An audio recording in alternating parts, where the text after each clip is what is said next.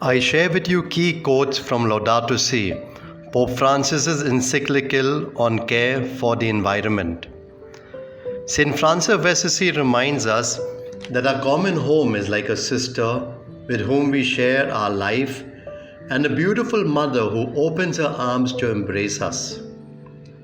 This sister now cries out to us because of the harm we have inflicted on her by our irresponsible use and abuse of the goods with which God has endowed her.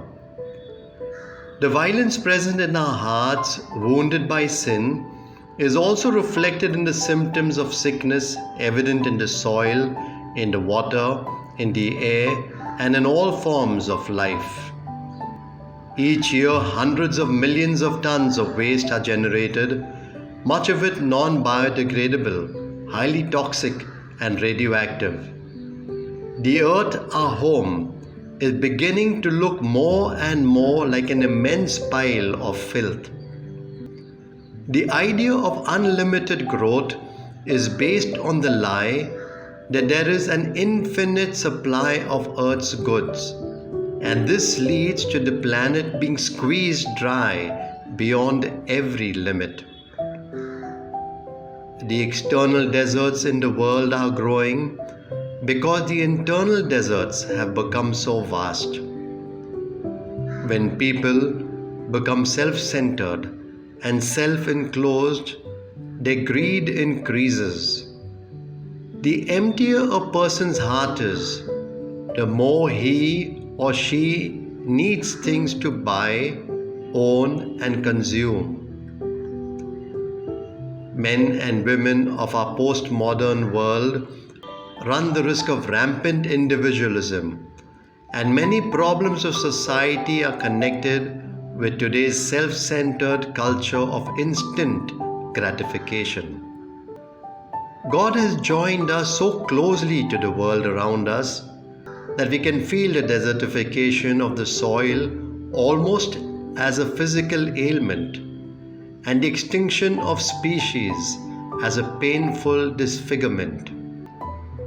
The sun and the moon, the cedar and the little flower, the eagle and the sparrow, tells us that no creature is self-sufficient. Creatures exist only in dependence on each other, to complete each other, in the service of each other. There has been a growing conviction that our planet is a homeland and that humanity is one people living in a common home. Thus, interdependence obliges us to think of one world with a common plan. The entire material universe speaks of God's love, His boundless affection for us. Soil, water, mountains, everything is, as it were, a caress of God. What we need is an ecological conversion, whereby the effects of our encounter with Jesus Christ becomes evident in our relationship with the world around us. Many people know that our current progress and the mere amassing of things and pleasures are not enough to give meaning and joy to the human heart. A big question for us: what kind of world do we want to leave to those who come after us, to children who are now growing up? We know that technology based on the use of highly polluting fossil fuels, especially coal, but also oil and to a lesser degree gas, needs to be progressively replaced without delay.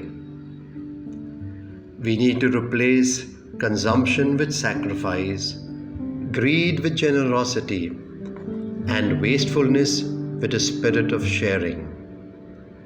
Let us sing as we go.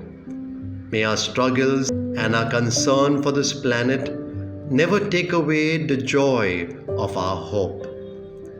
Everything is connected.